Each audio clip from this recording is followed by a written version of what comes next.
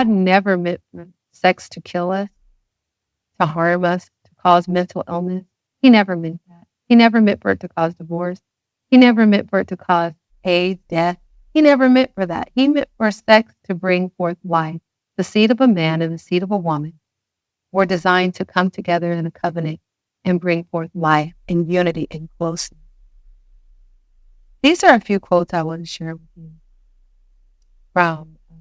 This one is from a developmental psychologist, Dr. Gordon Neufeld.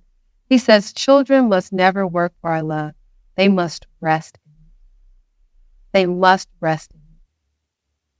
They must be protected against the sexual predators of this world, against the spirit of perversion.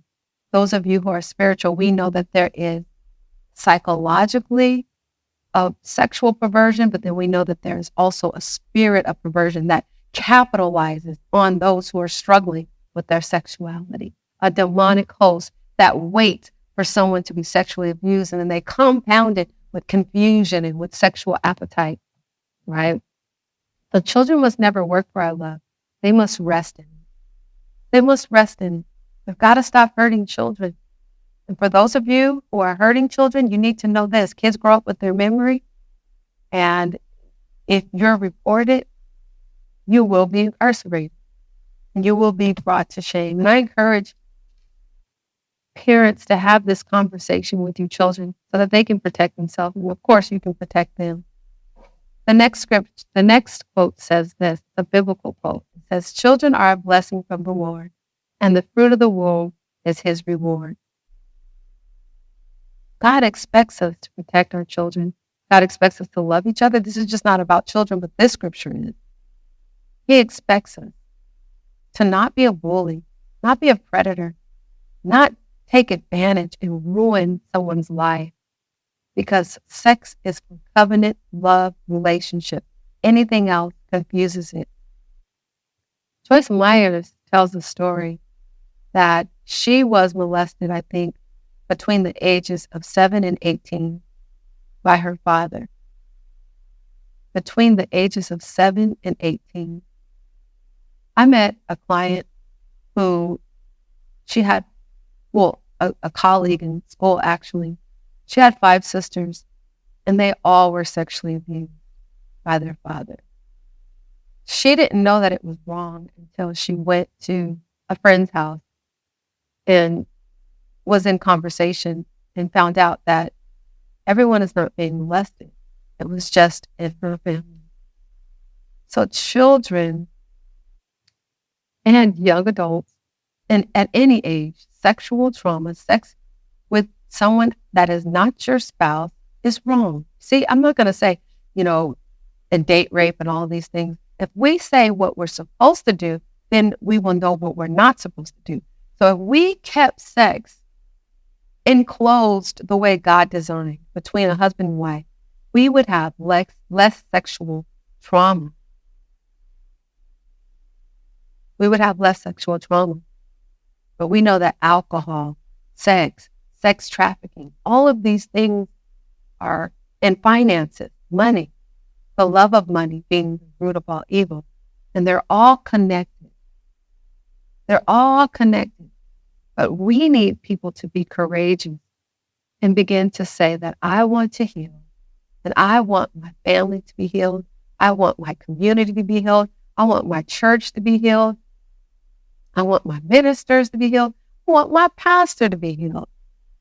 How can we heal if we don't confess it, if we don't address it, if we don't bring intervention, if we don't bring awareness, if we don't bring practical tools? This is a hot topic that we need to talk about regularly. We need to talk about the impact of pornography on the brain, on relationships, on self-esteem, on depression, on anxiety, on drug use. We need to talk about that.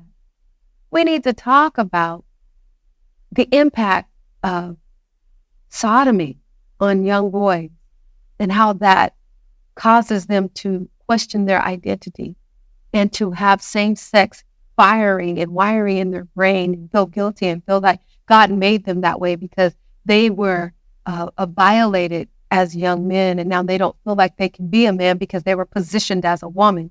We have to help our men get their identity back. God gave them the identity. The enemy comes in through sexual trauma to try to take it. But we have to cheer for them and teach them that even after sexual trauma, you are who God says you are. You are a man child with a man's seed, and you can heal. You are not what happened to you. And yes, it may have felt good because, like I said, we have sensories, and we have, our just the pleasure sensors, and it feels good. But it doesn't mean it is right. The Bible declares it as wrong, and God is willing to help you walk through this. And He's got people such as myself who are willing to help you to understand psychologically and emotionally how you got on that road and how to get off that road. Let us help you get off that road. We have a lot of work to do. There's a lot of work to do. And together we can do it. But it's not going to come by just ignoring it, hoping it'll go away, hoping the world will get better, and it won't. I'm, for one, tired of seeing it. That's what's prompting this series, is that I want to go into 2024 healed and taking as many people along with me. I know everybody's not going to come because some people love money, and some people are going to keep people exploited and pimp their pain, and some people are just going to stay in perversion, the land of perversion, because their deeds are evil. Men love darkness more than light because their deeds are evil. Everyone's not coming out. But for those of you who want to come out, you might want to tune in this year. And for those of you who want to protect and cry aloud and spare not, you might want to tune in this year. Because we want to hold one another accountable. Our culture is sick, but we yet support them. Beyonce, all of the ladies that come on the screen half naked. I'm just saying her because she's most popular, but you know the ones, almost all of them, Nicki Minaj, Cardi B, all of those naked women exploiting their sexual trauma and inducing more sexual trauma because the men are objectifying women. They don't see them as people. They just see them as breasts, behind, and private parts. We are feeding a beast, and the cost is money and love and notoriety. Some type of love. We feel like they feel like their fans love them. But in actuality, we are destroying our culture. We're destroying women and men. We are destroying marriages. We are destroying mental health. Well, they are destroying mental health, all for celebrity and for money. This year, I hope that someone will leave healed, delivered, set free, and that we can begin the conversation of change, truly changing our community. Because it's not enough to just come to church and shout and roll and take care of these areas of our lives. As long as we don't take care, as long as we ignore those parts of our lives that are traumatized, we won't be healed. God came that we might have life and have it more abundantly. He came to set the captive free.